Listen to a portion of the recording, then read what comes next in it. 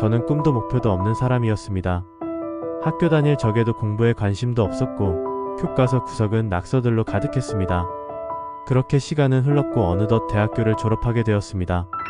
아무 생각 없이 대학원에 진학하게 되었습니다. 딱히 목표도 없이 진학했다 보니 실험실에 출근은 했지만 아무런 성과도 없는 상태였습니다. 대학원에 들어가면서 직접 번 수입으로 생활을 꾸려나가기 시작했고 그러면서 경제적인 공공함을 직접적으로 느끼기 시작했습니다.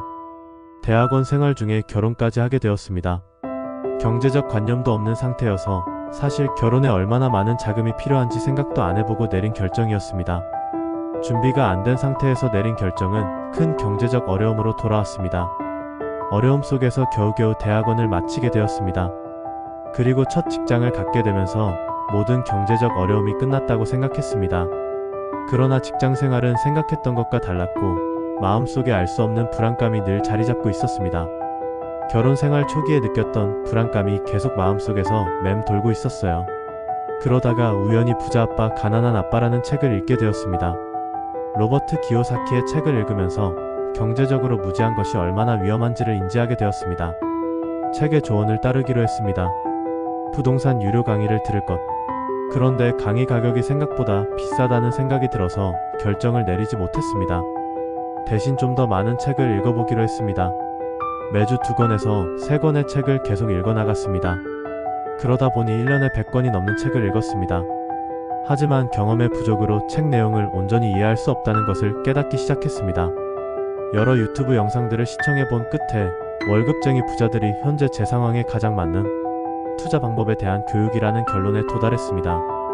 너바나님의 나는 부동산과 맞벌이한다라는 책 내용도 최종 결정에 도움이 되었습니다.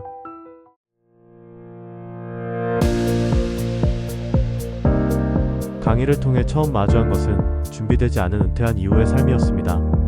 당장이야 수입이 있으니 문제가 없지만 퇴직 후 수입이 끊기는 순간 대학원 시절의 악몽이 되살아난다는 것을 알게 되었습니다. 부동산은 장기간 우상향해온 자산이었고 자본주의에서는 이러한 자산의 가치를 이해하는 것이 굉장히 중요하다는 것을 알았습니다. 먹이사슬에 비유하자면 아무 준비되지 않은 나는 먹이사슬 최하위인 풀 수준이라는 것을 알게 되었죠. 부동산 투자를 통해 자산을 키워나가기 위한 계획의 필요성을 소개해주는 것이 처음 1주차 강의였습니다. 주변에 투자에 관심이 있는 사람이 하나도 없는 상황입니다. 처음으로 투자를 목표로 하는 사람들과 강의 내용을 리뷰하고 부동산과 투자에 대해서 이야기하면서 미래를 준비해야겠다는 다짐을 해볼 수 있었습니다. 1주차 과제는 비전보드 만들기. 앞으로 어떤 인생을 살고 싶은지 목표를 설정하고 그 목표를 달성하는 데 들어가는 실제적인 비용을 계산해봤습니다. 구체적인 금액은 처음 계산해봤고 생각보다 많은 금액이 필요하다는 것을 알게 되었습니다. 미래에 필요한 비용을 한번 계산해보고 나니 좀 더 마음이 편해졌습니다. 문제가 해결된 것은 아니지만 꼭 풀어야 하는 문제를 이제 확인했고 그 문제를 해결하기 위해 차근차근 준비하면 되기 때문입니다.